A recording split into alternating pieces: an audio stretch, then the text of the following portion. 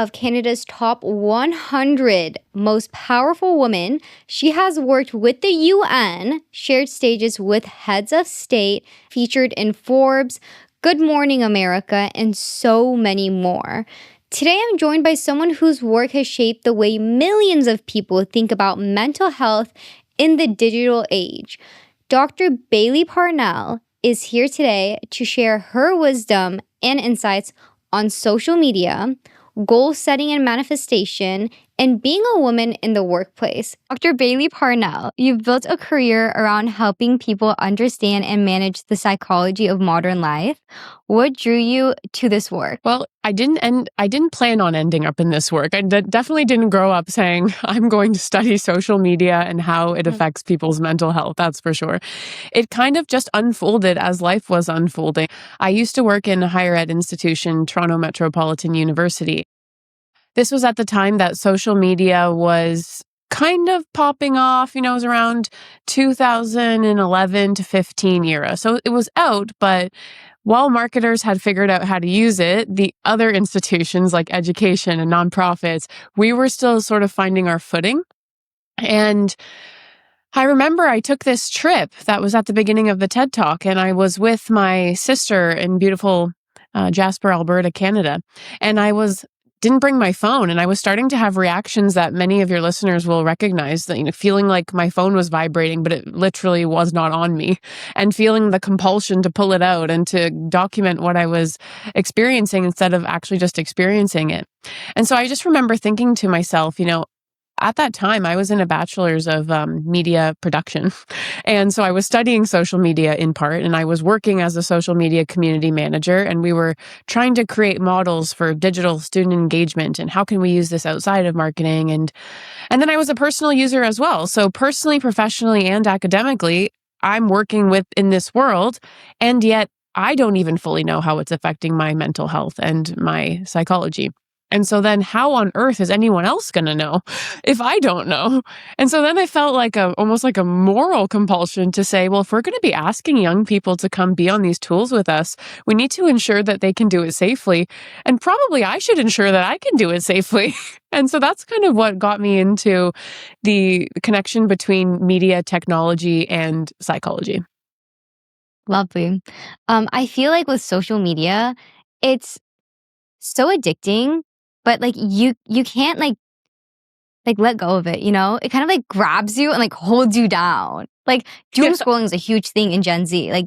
People will just scroll for hours and hours and hours, which is I am a victim of that, everyone has gone through that. So we definitely need more insight on that.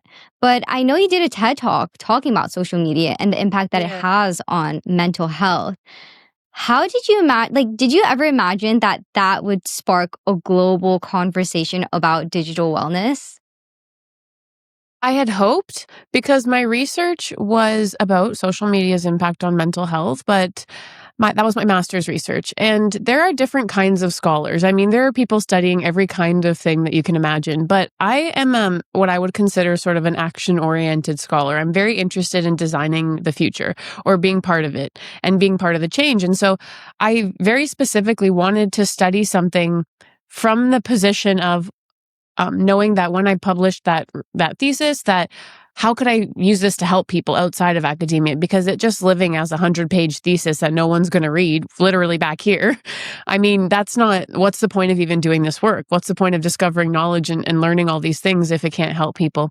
And so I had hoped, and I had turned it into a nonprofit that used to be called Safe Social and is now called the Center for Digital Wellbeing. And before I was even done that degree, speaking of manifestation, which I know that you are into as well, I mean, before I was even done the degree, the TED Talk happened. And so I feel like I could do a whole other TED Talk now on the actual findings and the actual, everything that's happened since. I know I'm so glad that is still a calling card. On one side, actually, I'm so glad, because then I can have conversations like this. And then on the other side, I'm like, how that was 2017 based on work probably a decade ago. And I'm just like, wow, how are we still having this conversation so deeply? And how is it getting worse? And sometimes I'm just like, oh my gosh, I'm going to be doing this my whole life. We need to make sure It's not people gonna know go what's going anywhere. on. It's just gonna get more intense. Well, that's exactly right, and, what you said about doom scrolling there, I find that Gen Z knows the term for it, but that everyone is doom scrolling. And there's a lot going on there from a psychological perspective. I mean, they are designed to keep you there. We, even in our brains, have a negativity bias, which is that because of earlier evolution, our brains are going to commit negative information or fearful or scary information. We're going to pay attention to it more, and then we're going to commit it to our long term memory faster because ultimately it is a survival mechanism. So you can imagine, like, our brains are like a version 10 brain in like a version 15 social media world. So that makes sense. Like sometimes when people get negative comments, even though you have 1,000 positive comments, that one negative comment ruins your day because It's of so that. true. It's Yeah, so true, that's and so that's because that one negative comment is the only one that like, on a deep level, it's the only one that actually has any potential to threaten you or any potential to, take away from your sense of self, your livelihood, all the things that make us feel good about ourselves, and so you will focus on that. You will focus on it much more, much longer, and you will remember it more. Even if it's not actually logically representative of all of the people that love you, that are experiencing your content, that need the help. And so our brain can play tricks on us like that. yeah, that's so interesting. I have a question in regards to the negative effects of social media. So I know that on your TED Talk, you talked about this and like the mental health aspect. What have you seen? Like, what is on the rise because of this? Mm, yes, I mean, now we're here, 20 years later, and there have been a ton of negative consequences of social media. There have been positive ones too, and I think that's why I'm interested in researching those, like what was going on with people who were having a good time and how can this be used for good. But along the way, we saw social media correlate with higher levels of loneliness, with people comparing themselves, and then maybe that leading to feelings of loneliness and online harassment and cyberbullying. And there's full on scams and fraud. And sometimes this is like the sadder part of my talks these days is starting with what are the risks here. And we've also seen it correlate with things like polarization, and you have maybe experienced how it's affect communities and how it has convinced people that the people around them are very different from them or that they should be fighting or battling the people around them. And it's really born out of social media. I mean, most people in my experience, I get the pleasure of being able to travel around this country and around the world and actually talk to people, and in my experience, most people are actually the same. I mean, most people are good and they want the same things. They want their kids to go to school. They want to be able to rely on a neighbor and have a friend and someone to talk to. And they want free health. Everybody wants free health care. How they vote is, as a Canadian, how they vote is one thing, but everybody wants it. Everybody wants education and learning and leisure and all the same things. And so I get frustrated when social media has anyone believe anything different because it's just not good for them health wise, but it's also not good for society to move us forward. So you've really got I me going agree. on it. You've really got me going on my soapbox. No, but it has had negative consequences in almost every area of life. Yeah, it's so crazy too because like as you said, like we're more similar than different, you know? It's like an illusion that plays on social media that no, you're different than, so and so, but like no, like at the end of the day, if you put us in the same room, we're going to have the same conversation that like shares our love or like similarity to like each other, you know? So it's just Mhm. kind of funny how like that plays into role. I have a Have you seen question that in as well? regards. Sorry?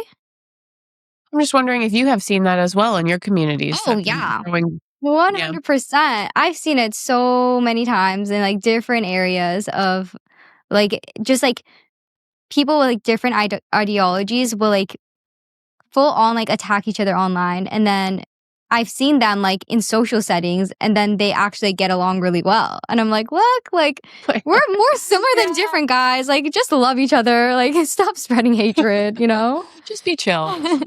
Yeah, like chill, relax. So women I feel get impacted by social media a little bit more than men, I feel like, especially young women. Why do you think they're more vulnerable to the negative effects of social media? Hmm. Well, it's a good question. And young women were actually the focus of my master's work. They were most of the participants. And it was because at the time they had just slightly more representation on social media, like they were using it more. And and listen, I actually think this is not surprising because women before social media are more relational in general, part socialization, and you could even argue part biological. That we are conditioned to engage in peer to peer comparison more.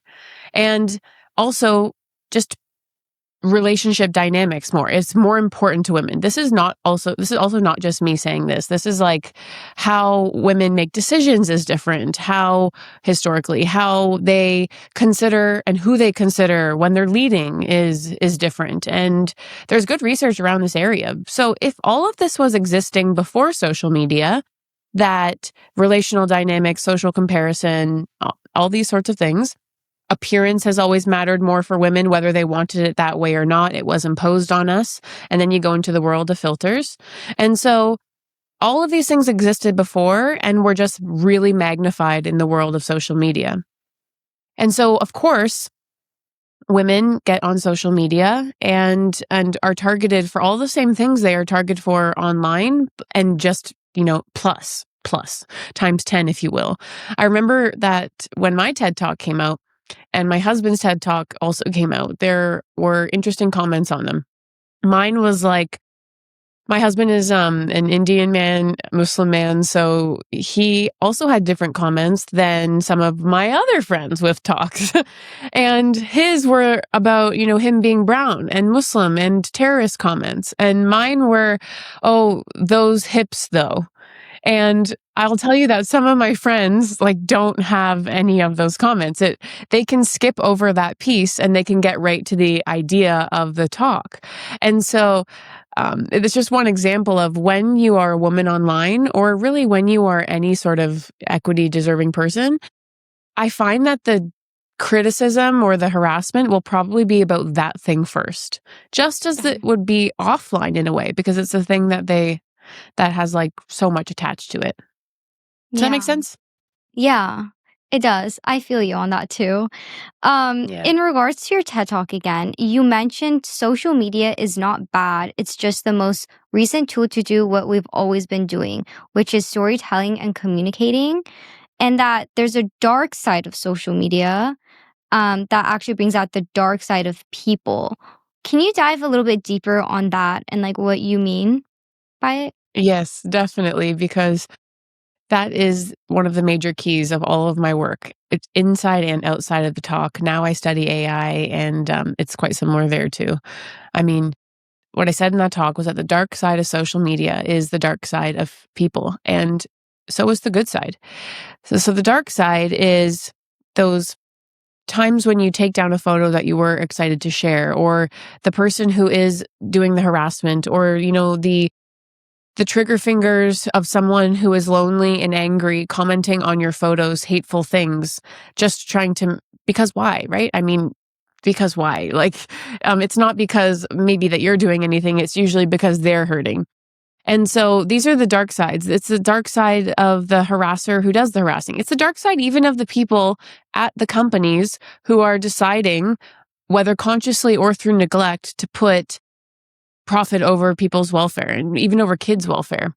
And so these are the dark sides that you see emerge. But in my experience, when you have good people, well-oriented people who care for others, they use any tool in a light way. They use any tool, including social media, in a way that does just that cares for others, that actually creates positive digital experiences that, like yourself, might help people to live better or expose them to things that they didn't know that they could learn.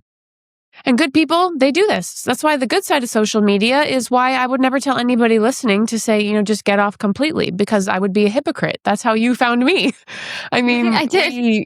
yeah, exactly. So you can learn, you can connect, you can start revolutions, you can get new mayors voted in. You can here in New York City, social media was a huge part of our recent mayoral campaign for Mamdani, right?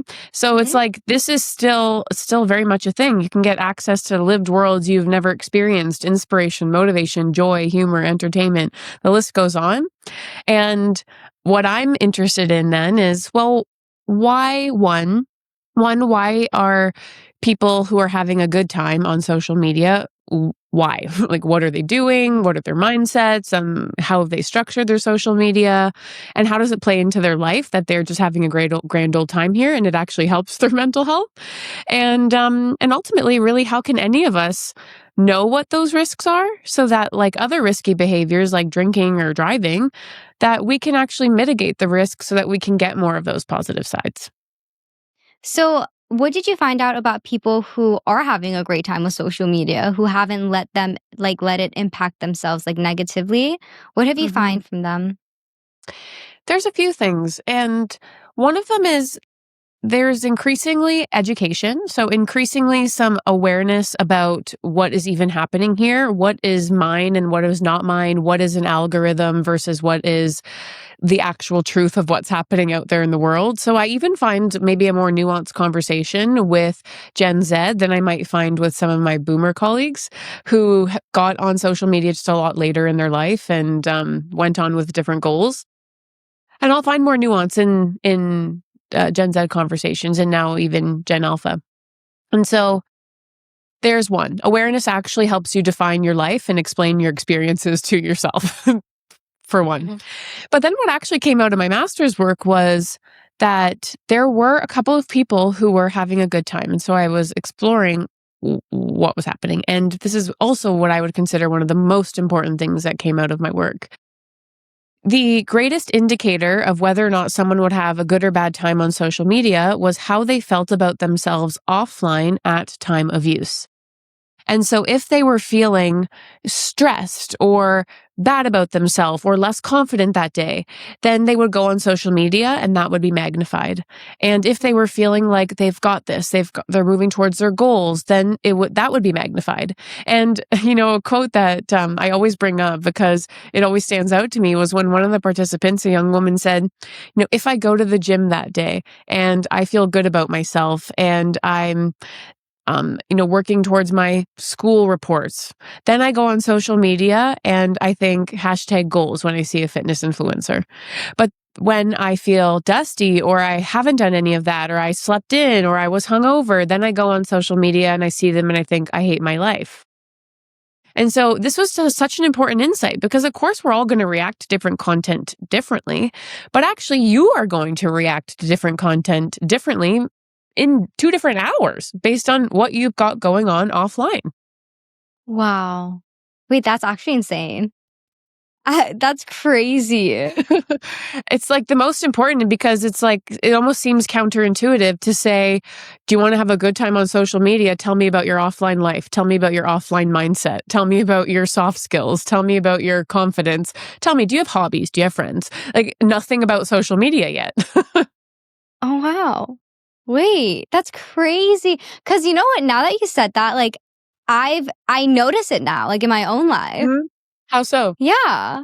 That's so interesting. I would have never, like, put 2 and 2 together. That's Well, that's what you have that's me for. really So how so? How do you notice exactly. it in your life? Like, as you said, like, I feel like when I wake up and I'm productive, like, I will go on social media and feed that productivity. Like, I'll Mm, only scroll like, on TikTok, the algorithm's really strong. So if you look at a couple videos, like, your entire feed will be that. So, like, I'll only look at videos that are like motivational or like, those like motivational quotes and like inspirational stuff. But if I'm having a bad day, I'll scroll and then like it's just like negative things and I'll consume it. I'll keep on consuming it. Like, I won't stop. And then the rest of my right, day right. is just awful. And then I'll go to bed like not feeling good about myself. So now, like, the second that you said it, I was like, "Oh my god, Dr. Bailey Parnell, this is genius." I love it. I love it for you because you can change your experience of living. If you're on social media every day and not realizing like, why am I so tired? Why am I so Yeah. stressed? And just forgetting that you just blacked out and don't remember what you saw for the last half an hour, right? I mean, Exactly. It's insane. I have another question for you. How can someone know when social media has crossed from being enjoyable to being unhealthy for them personally? Because I feel like there's a fine line between, like, entertainment versus like doom scrolling. Yeah, there is a line, right? And the line is almost a similar line to how you experience your offline life, which is what comes to top of my head. There is a fine line between I'm enjoying this theme park and I hate it and would like to leave now because I mean, but what I find with social media is that people are just not engaging with their experience as much. They're just mindlessly using this thing that exists instead of thinking about their thinking. Like instead of thinking about, did I just enjoy that? What did I like? What kind of content actually does inspire me? Or who is even this person in my feed? Do I even know them? Do I even like what they post? Have I ever designed my feed? Have I ever intentionally, you'll see people on TikTok all the time being like commenting for the algorithm. And basically, what I would say you're doing is trying to design a better social media experience for yourself with intention. You should do Yeah. more of that. And so I guess what I'm saying is that people don't think as much about how they use. And if they did, they would probably have a better time. Mhm. And then there's a lot of talk about detoxing from social media. Do you think that that's effective? And what is changing on how can that be changed with how we engage with social media? Yeah. So perhaps one of the other more important ideas that I say around the world is that social media is a risky behavior, like sex or drugs or alcohol or even driving. And in psychology, a risky behavior is pretty simply when you participate, you expose yourself to potential harm. And we know for sure that just by being on social media, you expose yourself to potential harm. I mean, all those things we just named. You could become stressed. You could compare yourself. You could be harassed. I mean, those are just a few of them. You could be a target of a scam. You could be XYZ. So there is potential risk. And so, what is probably most useful in people's lives is if they think about social media in that category of like how they think about drinking in their lives. If they do that, how they think about other risky behaviors, how you think about cannabis, driving, that would probably be more useful thinking than just thinking about it like another communication platform. And part of that is because, like drinking alcohol, well, if this is a risky behavior, then are you doing it sustainably? Are you doing it because it's actually bringing you joy, because it's bringing connection and the things that we want in our life? Or are we doing it because we feel compelled and it's mindless, or because it's numbing us? Those are two very different answers. And the other thing that you asked about was detoxing. So I think no matter what, with any risky behavior, it is healthy to detox. It is healthy to test what life is like without it. Even if social media, even I'm telling you, if that's for like half a day for you, maybe that's a day for you. I'm not saying you need to get off and go to extremes here. I'm saying try half a day and think to yourself, what did cause me stress? What did I miss? What would I like to bring back? What do I never want to see again because I actually feel quite refreshed? Or was I bored in my offline time? Um, did I have things to fill it with? Do I have hobbies? Is social media my job, right? Is my job for a lot of content creators, it is their job. And so they have a tough time disassociating from work and it becomes a work life balance conversation. But only through detoxing can you actually ask yourself these questions is what does not using look like in my life? Mhm. And then I have another question in regards to self worth, especially for women. I feel like they scroll on social media and they just see themselves. It sucks, but they see themselves as less. And I want to like kind of help women rebuild that. What advices do you have in rebuilding your self worth? Yeah, that's a great question. I mean, I think that like that's the question of life. How do you Mhm. build self-worth? Because if you can build self-worth in people, I actually think you'd see a lot of the other issues outside of social media correct themselves. Like even the things around politics, polarization, and all that. It often comes down to a lot of people who are unhealed. Mhm. So building self-worth, what I would say to parents is I would say first focus offline. Like parents ask this question a lot when they're talking about their kids on social media, but to all of us using as well, focus offline at first. Your self-worth, it is unsustainable if it is coming from comments from people that you don't know and that you are not connected to. And if it's dependent on that, then they actually own your self-worth. You do not own your self-worth if it is dependent on other people's perceptions. And so it's really an offline exercise in like how you feel about yourself and your life. What are you trying to achieve? What kind of person are you? What values do you live by? Are you proud of yourself? And I promise you, all of these will follow you onto social media. In fact, if you can build this in yourself, you might start to find community on social media, like the good parts of it, like the community where there actually is connection, where it moves into groups, where it moves into maybe even the offline. Oh my gosh, because of knowing who you are and then being able to connect on it. So sum that up and focus on who you are as a person offline and becoming proud of that person. I know that you emphasize soft skills. Do you think building Mhm. soft skills can help this? What are the soft skills? Yeah. So soft skills, there's many names for them, power skills, human skills. They're kind of the in-between personality characteristics, but actually they can be built as skills. So things like productivity and peak performance. So that I am working on the things that I want to work on. I'm increasing my ability to focus. I'm not being distracted. I'm not finding myself 30 minutes later not remembering what I looked at. Mindfulness, stress management, and resilience are in a thematic category of, my health and my well-being. These are skills that can be built as well. And confidence, self-worth, these are also things that can be built that take practice, mindset, growth mindsets. How do I feel about learning? How do I feel about being challenged on my ideas, critical thinking? These are all things that can be built. And these are what we call the soft skills, although they are hardest for most people. So there's a debate about if they should be continued to be called that. If you build these skills, I promise you, you will have a better time on social media. You will know the things that stress you out so that you can design a feed that doesn't.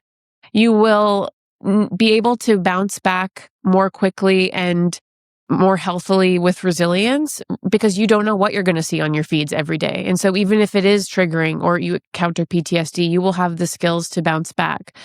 If you are secure in who you are and you have built that confidence offline, then it won't matter what comment ends up on your photo. You will be able to tell yourself that that is a them thing. That is a them thing to be a person alone commenting on a celebrity's, like, you know what I see, like, I had to actually tell one of my staff one time. She was a student staff. And I just remember she had commented something mean on Kylie Jenner's photo on Instagram. And I was like, that's odd. But you know how, like, you can see the people you know who have commented. And I said to her, like, just gotta be honest, like, I can't ever tell you what to post, but I can certainly tell you the impact of the perception. And nobody thinks Kylie Jenner is reading this comment. But what I do think is that you think it's okay to harass people that you don't know online and contribute to a digital well-being culture that everyone is in. And so the thing with social media is like it is a network effect, which means that all of the individuals make up the culture for everyone in the network. It means that for all of you listening, how you use social media actually matters. Like the comments that you leave create other people's digital experiences. And so it's like we need all of us as individuals to act better, to act kinder, and then everyone will have a better digital experience. It's like one big system that impacts one another. Surprise, surprise, we are all connected. Yes, that's right. I have another, well, this is kind of a different topic, but I know a lot of the audience is very much into manifestation, goal setting, and just like performance in general. And I know that you've mentioned that we should expect the best, not just hope for it. What's the reasoning behind that phrase? Well, that's one that's funny that you found. I am also very into peak performance and how mindsets, like holistic peak performance, how mindset plays into that. And manifestation, I think I know where you had seen this. And it was actually it's the best advice. I think the best advice I have received in my life has actually come to me in 7 different forms. And some people call it manifestation. Some people call it, acting from the place of the goal, as my coach does. And some people say dress for the job you want. Some people say act as if. And all of the advice is saying the same thing, which is the things that you want, the person you want to be, act as that person now. Or like, how does the person with your goal, how do they think about this situation? How do they dress? Is a very simple one. And how can you access parts of that now? Because that to me is what manifestation actually is. It's not putting up a vision board. It's acting like that vision board as best you can today. Maybe it's that we don't own the villa yet, but I'm going to an Italian restaurant because I want to live in that person. And then almost assuredly that person will happen because you are living as that person. And so when you're asking about, wait, can you remind me the phrasing that you used? Expect the best, not just hope for it. Right. So then if I am going, the way that my coach phrased it, and I can't even fully take credit for that one, it's just something that I live by now, is what if we didn't think to ourselves, the other shoe is going to drop, or it's too good to be true, or all these sayings that she points out that are in our society all around us all the time, that it's just, we can't have good things, basically, and that we're uncomfortable really with having things go very well. But what would happen if we did expect the opposite? If we expected that things were going to go well and were surprised when they didn't? And then maybe acting, for me, it's like, how do I act as that person in the world where things are going well? How does that person act today? And that's who I am. And that's who I want to be. So, Dr. Bailey Parnell, for your listeners, if you don't know, this only happened recently that I graduated. And I'm so glad that, we could do this together. But I was talking about this same stuff a year ago. And even before I graduated. And so in a way, you could say that was manifestation. It was acting as that person. Well, that person is creating new ideas. That person is doing research, is offering new offerings to the world. And so it just fulfilled itself. Does that make sense? I remember like a couple years ago, I actually heard that quote. And they're like, if you want to be that CEO in the future, be her today. What would she do today? And then it's like, oh, well, she won't be rotting in bed. She's going to get up doing this. So I relate to that a lot. And then I know that you, thank you. Look at us. Look at us. Yes, exactly. Reciprocity. Yes. And then I know that you have another quote that is kind of similar to the phrase, expect the best, not just hope for it. But it's about attaching yourself to the outcome because it creates more possibilities. Can you dive a little bit deeper into that? Yeah, I'm obsessed with this. This is like under problem solving. And because my main business is actually called Skills Camp, it's leadership development and soft skills training. So we actually have I could talk about all this stuff for days. We have a program on problem solving. And this includes problem solving in our own life. Like, hey, I want to become this person, or this is a goal I have for myself. Or I would like to, I don't know, drink wine tonight or something like that. What we do is that we often, as problem solvers in work and at home and in personal lives, we go up from where we are now, or we kind of limit ourselves to the how, if you will. And so with something as simple as, I want to drink wine tonight, a lot of people will limit themselves to, do I have a bottle of wine in the fridge? Okay, no. Therefore, I'm not going to be able to drink wine tonight unless I go to the store. But actually, that's attaching yourself to the how. Attaching yourself to the outcome would be, how do I get a nice glass of wine tonight? And if I attach myself to that outcome, then there are a million possibilities that have nothing to do with going to the store. Maybe I have a neighbor that I haven't seen in a while, and I say, hey, you got a bottle. Can I borrow it from you? Maybe I actually order it to my house on Uber Eats because that is a possibility where I live. Maybe I go downstairs to the restaurant and just sit and journal and have a glass of wine. I mean, there are a million ways that I could do that if I attach myself to the outcome. That is a very simple one. But the same is true for our life goals. I just mentioned graduating my doctorate. I knew that I was going to be Dr. Bailey Parnell. I did not always know the how. Years ago, I did not know if that would be PhD or EDD. I didn't know if I'd have to move. I didn't know fully what my research proposal was going to be yet. I didn't know any of that how. I didn't even know what school, but I knew I was going to be Dr. Bailey Parnell. And so then because I didn't attach to a how, that I must do it at this school or through this program or with this one prof, the possibilities opened up. Well, there are many schools, there are many countries, there are many types of doctorates. What do I actually need for myself? Do I need to be able to travel while I do it? Do I need to be able to make money while I do it? As in, like, can you do full time? Point is, all these possibilities open up. People make the error of attaching to the how, but if you attach to the outcome, you will open up different possibilities of how. Does I that love make that. sense? Yes. Yes, Mhm. 100%. Because then it's like you have the end goal. Now you Mhm. have different roads to that end goal. It's just not like one dead end. Yeah, and you can invite people to help you on the how. Like if you tell them your outcome, people will be better able to give you, like, to help you along the journey. And I know that you must encounter, for instance, people who are like have like a fitness goal or something like that. And they may even have created a very solid how.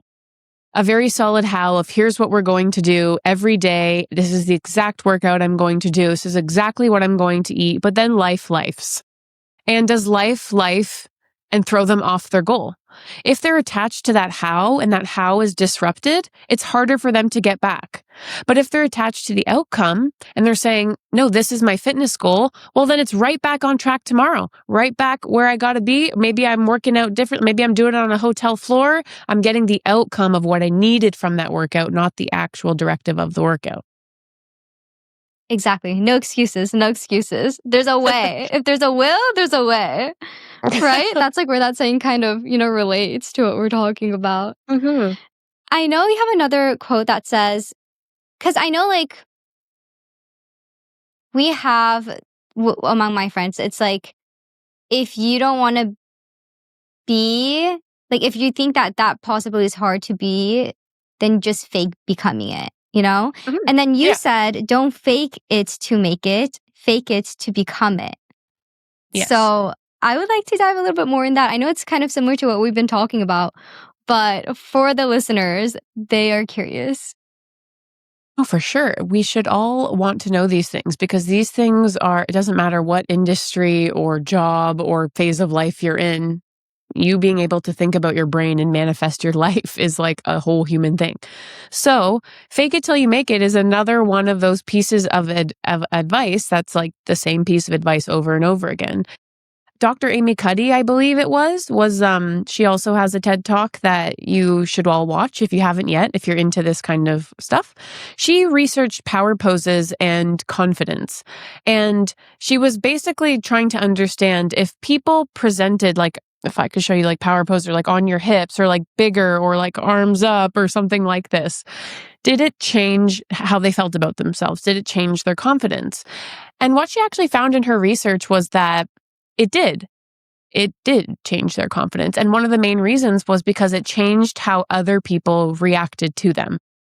And that fed real confidence. And so I always put this in our programs on growth mindsets, on public speaking, on all of these things, because it means that you might feel really uncomfortable. Like, I don't know, hers, it was power poses, like how you show up in the room. Maybe it's you taking a chance on yourself and saying like, oh, I really want to be someone that wears suits. Like, I don't know. I want to be a woman that wears power suits. Let's just say that. And you're like, but I'm not that person yet. Well, the fake it till you become it is actually that you just do that. You just wear that suit. I don't care what your job is. And it will change the way that people react to you. It will reinforce your vision of yourself as that person. And so you're really not faking it until you make it. It will actually change your relationship with yourself. And so that's the whole fake it till you become it. And that could be for any of us. What I would recommend for everyone listening is that you fake being a gracious person, that you fake being like having gratitude for what's going on in your life, and you fake finding happiness if that's not for you. You fake, fake in being somebody who cares for their body and cares for their mind. If this is all not natural to you, fake it. I promise you, that will be something that you fake it until you become it. I love that. And then I remember you said that when someone did the power pose, the reaction from people around them fed into their confidence. What would that reaction be that makes someone confident? Yeah, so I can tell you what I took away from it, but really it wasn't my research. So I hope I'm not misquoting. But Mhm. basically, if the power pose was just like how I present myself in the room. And if people started reacting differently, as in like they would compliment your ideas more, or they would pay attention to you more, make more eye contact with you, or smile at you more. These are some of the things that pop to the top of my head of how they may have responded differently to that person. Then you start feeling like, oh, like, okay, I'm doing a good thing, or this is well received, or okay, I didn't feel natural sitting like this at first, but I actually spoke more in this meeting than I normally do. Is that because people are seeing me differently? And then it actually fed real confidence. Okay, wait, maybe I had these good ideas all along, and maybe I Mm. should just speak up a little bit more. So that's what I mean by people reacting differently. I believe she also mentioned this instance where she told people before a job interview. I don't remember where I heard this, but it was like before a job interview, do a power pose. And I believe that it helped people in some way go into the interview and just kind of like raise their dopamine and feelings of themselves. So who knows? Maybe it could be as simple as doing some power poses in the mirror before you leave in the morning. Exactly. Once you get up out of bed, like while you're brushing your teeth, set the intention for Exactly. the day. Yes, just Because you intentions, are her. affirmations, and power poses. Exactly. It's going to be part of our morning routine, girlies. Like, we're going to do it. I know on your husband's podcast, you discussed peak performance strategy, which can Mm. also be considered manifestation. Can you please explain a little bit more about peak performance strategy and how to implement this into your life to reach your goals? Sure, yes, I call it peak performance. Manifestation is part of that, I would say. Like your mindset's connection to what you can do and achieve it would be silly to divorce that from what you're trying to achieve. Like you have a brain. So for me, peak performance is holistic in nature, in that I'm very interested in how the body connects with the mind and how the mind connects with cognitive functioning. So sort of like if you're breaking that up into like emotional and cognitive reasoning and quick thinking and spiritual connection, as in for some of you, you might call that purpose. You might call it guiding principles. How does that play in alongside the emotional, cognitive, physical? So altogether, what peak performance is to me is that I'm achieving what I set out to achieve with a high degree of effectiveness. But I can't really define what that is for you. I can define for me that peak performance is that all the things I want to achieve are being done effectively and efficiently, and that I'm feeling good in the process and not burning myself out. Mhm. Yeah. And then I remember that you mentioned, while I was stalking you, that you mentioned that there are there are four freedoms. Can you explain what those four freedoms are and how can someone navigate towards them? Wow. Yeah. I haven't brought up that thought in a long time, but I think I was referencing, who was I referencing? Was it Dan Callahan, perhaps? I Strategic think coach, so. I think. Mhm. But I'm only trying to remember the name so that if you and your listeners would like to actually really get into this, there are a couple of books I recommend. Dan Callahan, Strategic Coach, and the four freedoms that he talks about are freedom of time, freedom of money, freedom of purpose, and what was the fourth? Relationships, perhaps, I I want to think it was say? relationships. Yeah. It's been, again, digging back into my brain for that one, but I do live by that. And then what he was explaining there is part of my peak performance strategy, actually. It's part of how I set my life up. Freedom of money is just what it sounds like, but most people, I think, stop there and when they're designing their life. Freedom of money is, do I have enough money to do the things that I want to spend on? That one's, financial freedom.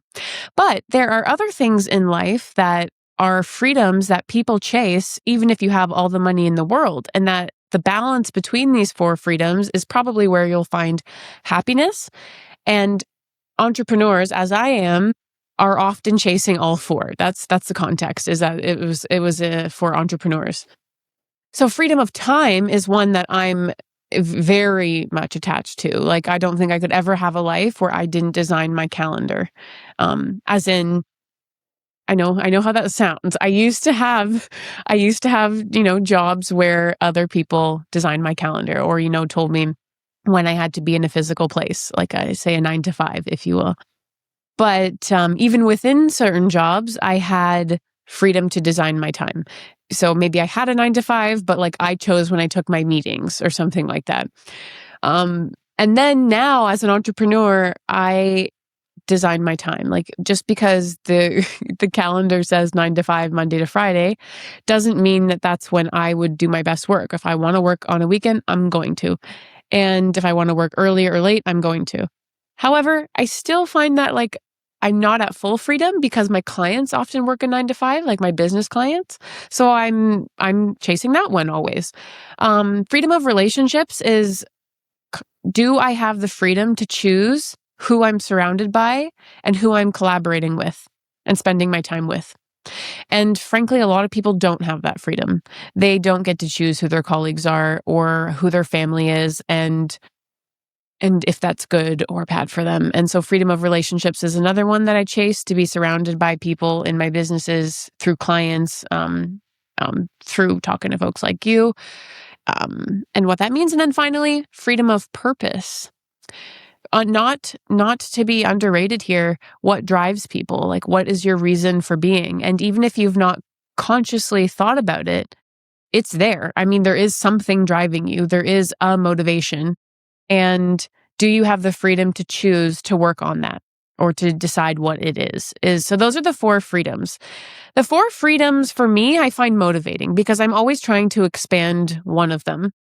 But I will say, if you're listening and you find them daunting, there has to be some other mental work that's done, because the four freedoms can scare people. It can be like, oh my gosh, like, I don't have any of those four. I don't have control of my time, not my money, not my relationships, and I can't work on the things that matter to me.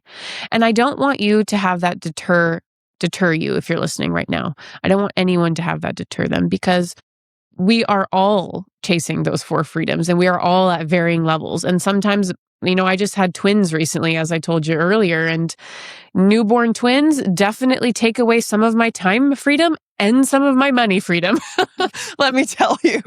So, but they give freedom of purpose and freedom of relationship, because I like to be, they're more interesting than most people I know. So I'm like, I'm experiencing those changes all the time, as will you. And then the purpose of these four freedoms, like, we're trying to basically acquire these four freedoms. Is this going to make us like a happier individual? Like, what is like the end goal of fulfilling these four freedoms? Yeah, in the context of his book, I the way I remember it was that he was saying that these four freedoms are often the things that drive entrepreneurs. Gosh, you know what? I hope I okay, you know what? In the podcast notes, accurately reference who this came from, because I don't remember now. And now I'm like doubting myself who it came from, but I remember the main point, so this is good. The main point was that for entrepreneurs who are creating a business, they were saying, like, the way that you design your business or go after your goals, it doesn't just have to be about money. There will come a time where you make money and you are still not happy, because you have not designed the life that you want. You are just making money. And so it's because those entrepreneurs who have reached financial freedom but don't have freedom of anything else are still not going to be happy and fulfilled. And so what he was advocating for is just a more really holistic view of what you're trying to achieve and how you design your life and what are your goals. And it's not all about money in this life that we're living. And so for me, that is what I take away. Like in terms of how I think about the four freedoms in practice, I think about when I am, like working at my business. I think about, do I have freedom to take a trip if I want to take a trip? And I also want those four freedoms for people that work with me. That's a huge thing that I think if you are listening here and you are also a leader or an influencer of sorts, this stuff is contagious. Like if you have it for yourself, you want it for others because you are a happier person. And so even at my business skills camp, there's there's unlimited vacation. And guess what? No one has ever abused this. It's because I would like them to have freedom in their life too. I'd like to understand what their purpose is so that they can see how their purpose connects with what we're doing here. And they can feel like they have freedom of purpose to bring new ideas to the table. I want them to enjoy their colleagues and have good time with me so that they feel they have freedom of relationship. And we're always working on financial freedom. But yeah. And then this all kind of ties back to basically the workplace at the end of the day. And I know a lot of women struggle with the workplace, especially like being a woman in a male dominated field. What advice would you give someone who is in that situation? Ooh, that's a big one. For women, the thing that's coming to my mind right now is find community. And there are a lot of experts precisely on this that even I can recommend you to. But for me, what has always helped is to find the others like me. And they might not be in my workplace. So for instance, I have a colleague right now in my doctorate, and she researches women in the automotive industry. And guess what? Underrepresented. And so what she's done is she's kind of in a way making the community because she is researching it, realizing that that's what they want, but they don't have it. And so maybe for you, it's like, okay, it's not at your company, but are there other communities? Going back to our earlier conversation, one of the good parts of online is that this might be facilitated through online of women in STEM, for instance. I study AI now. There are less women, but there's a really great organization that I love called Women in AI Ethics, and they do socials and they do awards and they do research and stuff like that. And so I found the others, and then we are all kind of working towards changing that in the whole wider industry. And then don't forget, that's like, I suppose a bigger strategy that might take a bit more time, but just on the daily, like take care of yourself. Take care of yourself, because if you are in systems and spaces that are not designed for you, not just women, it can take a toll every day to have to do the mental gymnastics to figure out like what is okay, what is not okay. And like for women in like an industry like yours, it's like always. I'm not saying that you have said this, but I do know a lot of women in the industry, and it's like, oh, well, I'm going to this event as the owner of my company and as the face of my company. Should I wear this? Is this too revealing? Oh, but it's actually fitness gear. But then is it professional? And who's deciding that? And all of this other stuff that is like what I would call the mental load, right? And it can be quite a lot. So take care of yourself so that, make sure your bucket is full so that you can keep pouring into others. I love that. And then obviously, you're a very successful woman entrepreneur. What's the biggest lesson that you have learned in this journey?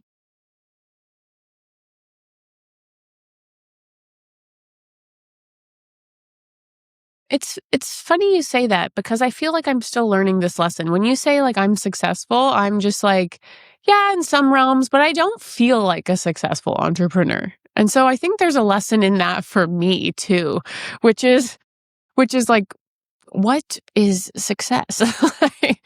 I feel successful in academia. And my coach prompted me to think about this recently. Like, when did you, regardless of what is going on in your life and how other people view it, when did you last feel successful? And maybe it was the most simplest of things, and kind of riding that energy. But one of the things that I've learned with regards to business,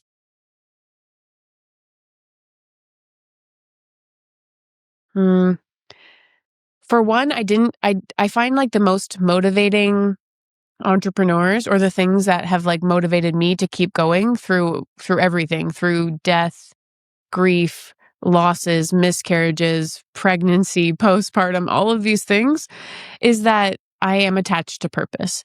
And so I find that if you are, and I didn't plan on being an entrepreneur actually. So there was none of my family, I mean, my family didn't even, wasn't even able to go past high school. And so for me, even doing like the dreams around me were like, just go to get a bachelor's. That was like, and then I fulfilled the family goals. And so, and so there was no entrepreneurs around me, but I just had this problem that needed to be solved, that people don't have these skills that we all need for success, and that no one's teaching it formally anywhere. And I just felt that entrepreneurship was the best way to exercise that mission. And then only later did I realize, that I can also achieve time freedom, financial freedom, and these other freedoms through entrepreneurship that I wouldn't have been able to get if I was trying to do this through a university still. And my lesson there is that those are also the entrepreneurs that I find most interesting. The people like yourself, I would consider an entrepreneur. I hope you do too. And um are they purpose driven? Are they trying to do something that's bigger than the bottom line? I'm just not. And if you are, you will be able to weather a lot. You'll be able to get through a lot. Honestly, the money will probably come if you just commit yourself to quality and purpose. I feel like at the end of the day, like whatever you feel fulfills you. And like for me, it's like, okay, like I'm gonna leave this world at one point and I can't take anything with me. So what did Mhm, I do that can make me feel fulfilled? Like what's mhm. the mark I could leave on this world when I leave? So I feel like that's my thing. Well, I'm so Yeah. glad, because you know what? You might like a podcast episode. Maybe not this one. I don't know. I can talk a little bit about it, but Yeah, yeah. my husband was researching death anxiety, actually. I know. Like, I kind of heard about that on the podcast with okay. you that he did. Yeah. So, people's relationship, the idea is, we don't have to go into too much details, that people's relationship with death actually guides a lot of how they act on earth. Mhm. and, and it sounds like you actually have a healthy relationship with death. And I think I do I too. do. It's, at some point, I'm not going to be here. And that does drive some of my purpose. That does drive some of the impact I want to have and my priorities. Absolutely. Yeah. Like for me, like I feel like I this is kind of like deep, but I feel like I made Go for peace it. with death at like a young age cuz like my grandpa passed away when I was young and like that left an impact on me. And then that made me like realize like tomorrow isn't promised. Like I could like be out like at any point, any Mhm, day, you know? So it's like, mhm. what can I do today that will make me happy? Like I won't have any regrets, you know? So I feel like with me, like death anxiety got like settled like when I went through that like I can't speak, mindset shift. Yeah, Well, at I like a think young probably a lot age. of your listeners, if you have had a healthy grieving process, then it probably has changed after death. Then, Mm. it probably has changed your relationship with the concept. And I hope that it would make people live more intentionally. I find that Mhm. people like you and me and your listeners are always in this balance. Well, let me talk for myself. I always feel like I'm in this pull of planning for the future while also wanting to live my best life today, because Yeah. tomorrow is not promised. And so I find I'm in like a 50-50, and I have sometimes veered maybe too far in the today direction, if I'm being completely honest. I don't even know if I've said this publicly, but like sometimes I feel like I had a lot of death around me and a loss, that I was like, oh, I have to like travel. I got to do all the things. I got to do it now. And maybe I wasn't putting as much as I should have into my savings, for instance. I Mhm. wasn't, I don't know, buying long term freaking properties or something. Now I'm like, Mhm. okay, Fine. Maybe I'll go maybe I'll change the balance a little bit now that I have kids because it's my job to, to secure their future. They didn't choose to come into this world, right? Exactly. And I think that's healthy. That's a very healthy like shift that you made. Still In working on it, regards girl. They're only 3 months. Well, you got this. I believe in you. Um, Thank you. of course. I'm curious about if you could give one advice to an aspiring female entrepreneur, maybe someone who's in their 20s, what would it be? Oh my gosh, in your 20s, just do it. Like, just I sound like Nike, so but, like, just start it. If you can get past what other people will think about it, then do it, iterate, learn, perfect it, make the mistakes then, and then in your 30s refine. And if you are feeling afraid, here's what worked. I'll just take you back to a coaching session. It was from a mentor in my early 20s. I actually started my business at 21. And now I Oh, look let's back and it go. was like, was just like, what was I doing? I was just going into organizations being like, I'm going to teach you everything. And, and we started, right? And that's how and there were some things they needed to learn from us. And we did bring a fresh spin that wasn't out there. But I did go to a mentor and I was working full time at the university and I was building skills camp on the side. And he just said he was like an entrepreneur much further along. And he says to me, like, what, like the why game, like, what are you afraid of? He's like, what's worst case scenario? And I was like, "Ugh," like going full time with the business. And I was like, well, I guess worst case scenario would be that like I don't make enough money. He's like, and then what? He's like, and I said, well, then I wouldn't be able to pay rent. That would be worst case scenario. And he's like, and then what would happen? I was like, well, I would have to like end the lease and I'd probably have to move back in with my dad in Brampton, which is just outside Toronto, for if your listeners don't know. Um, and he's like, okay. So from his perspective, he's like, okay, so you're telling me that you would have a place to go and sleep and eat and internet and you're pretty employable, so you could probably get a job. And I was like, true. Yes. And so then I realized that, like, for one to see, this is why mentors, sages, coaches, they matter because they've walked different paths. From his perspective, he's like, so then you just go get it. Who cares? Like, whatever, you fail, you figure it out and do it again. Like, for him to say it no, so nonchalantly made me realize one thing in myself. I was giving it too much credit.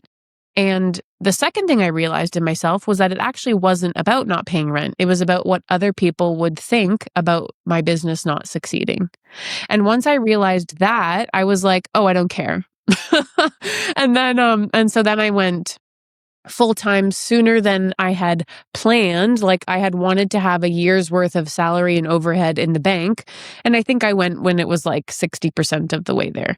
So I had at least a bit of a runway, but I was like, oh yeah, okay, I'll figure it out. So if Exactly. you're What feeling That's a afraid, phenomenal advice to get while you're in your 20s.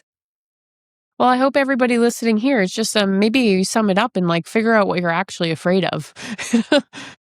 Exactly. And I feel like especially at any age, but like especially in your 20s, like fail as many times as possible, you know? Cuz like at the end of the day, like it's not like I feel like failing has such a negative connotation, but it's like it's the greatest lesson you're going to learn too cuz now you know like what works, what doesn't work, you know? Mhm.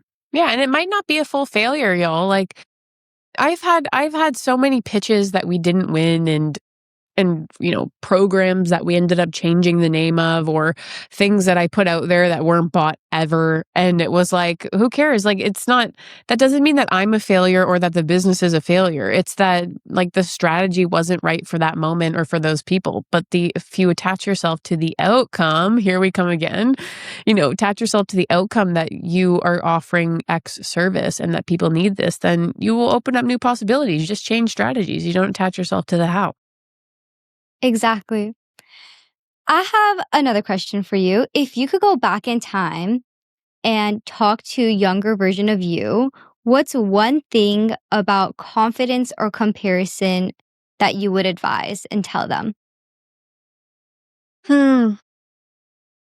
Well, could be just because we were talking about it with the entrepreneurship, but I think I would go back and say, you don't have anyone around you that has been a business owner. And so I really spent a lot of time looking for people like me. I spent a lot of time looking for, women business owners and even speakers, women public speakers and women in STEM. I mean, now it's AI world, right? So I spent a lot of time looking for but I didn't spend as much time thinking, well, maybe I don't need that. Maybe I could just define what it looks like for others. And so it's I guess I didn't need as many templates as I thought I did. It's always helpful, though, to see yourself reflected. That's why representation matters. And I felt the feeling of that when I had, joined women in business organizations or won awards. Absolutely, I felt that. But maybe I'd go back and say, you can also define the template. You can make this what you want. You don't have to set up a business the way other women have set up their businesses or older women have set up their businesses. Maybe they grew up in a different paradigm. There's a lot of things that exist now that didn't exist when they started their businesses. And could you show them something? So I think that's kind of what I am wrestling with in this moment. And Mhm. also, probably should have saved more before having twins. They cost a lot. Oh, you have two. A lot of people just, have one, I'm but this is saying. double. But you know That's what what? I'm It's saying. it's perfect. I think it's perfect because when you grow older, they have each other, each other's best friends. I want twins when I get older, for Yeah, no, sure. it's awesome. They're double the fun as well, double the love. Oh, are they fraternal? They are, yeah. There's a boy and a girl, Isaac and Nora. Wait, that's perfect. Oh, Yeah, they're that's so perfect. They're cute. delightful, I tell you, and they're very interesting. They're already cooler than me for sure. They're smart. Honestly, I love hanging out with little kids and babies because I'm you guys are so intelligent. We kind of underestimate how smart they are. Well, Yeah. if I think about the adults I like to hang out with, they're all curious people and that like learning, and I'm these kids have all that in a package, so I like hanging out with them too. Goodbye. I'm gonna Yeah, be at home with later my I'm kids. gonna go hang out with the babies. I love that. I have another question for you. Is there a lesson or mindset that you live by that keeps you balanced in such a fast-paced world and society that we live in today? Wow. So maybe how do I keep myself grounded Mhm. in a way? In the Yes. chaos of the VUCA volatile, uncertain, chaotic, ambiguous world. Yeah. It is wild out there. I stay this almost sounds narcissistic, but I stay intensely grounded on what I'm trying to achieve.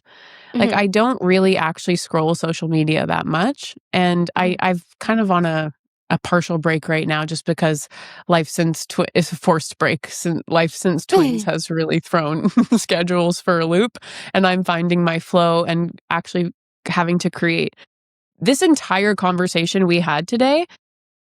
We could do a part 2 on how twins changed almost every part of it, Oh, figuring I out new love that. freedoms, figuring out, um, what my new peak performance strategies are gonna have to be, because it's not going to be the same as, even my fitness routine, diet, all of that stuff changed immediately overnight. So it's I'm still in that matrescence journey of figuring out what that should and could look like. Mhm. Um so right now, balance is up and is something I'm struggling with. It feels full on in every category of my life right now. And I know, but I also attach myself, as I'm saying that, to a future in which that's not the case. And that is what I mean by intensely focused on what I'm trying to achieve. I don't want the mental chaos of opening up social media or the news channel. I need to be focused. I need to be getting, physical as much as I possibly can, even if that's 15 minutes right now, because I know that that's how the person with my goal would act, and just trying to get back to it. So I think I'm in I don't know if I have the best advice right now other than I'm going to keep trying, and I'm going to keep attaching myself to a future where balance is back and restored, and then act as that person. I think that is the best advice, to be honest. I think that is so like real and raw, and I really appreciate it. Thank you so much, Dr. Bailey Parnell, for being here. This conversation has been so wonderful and empowering. I'm so excited for all the listeners to listen to this. There's so many great like wisdoms in here. And I truly do admire you, and I admire what you're doing for women across the world. And again, congratulations on being a new mom. That's like so exciting for you and for Yeah, everyone. Because like thank I'm you. pretty sure those kids are gonna grow up being like the brightest lights in this world because they have such amazing parents. So thank you Oh, that's so so sweet. much. Yes, thank you so much, and I return it to you as well. Good on you for going after what you believe to be that needs to be out there in the world and supporting others in the process. Thank you. Thank you so much. The content of this show is for educational and entertainment purposes only. It is not a substitute for individual medical or mental health advices and does not constitute or provide a patient-provider relationship. I'm just your bestie. I am not a licensed therapist or professional, and this podcast is not intended as a substitute for the advice of a physician or other qualified professional. As always, talk to your doctor, healthcare provider, or professional. Talk to you soon. Bye.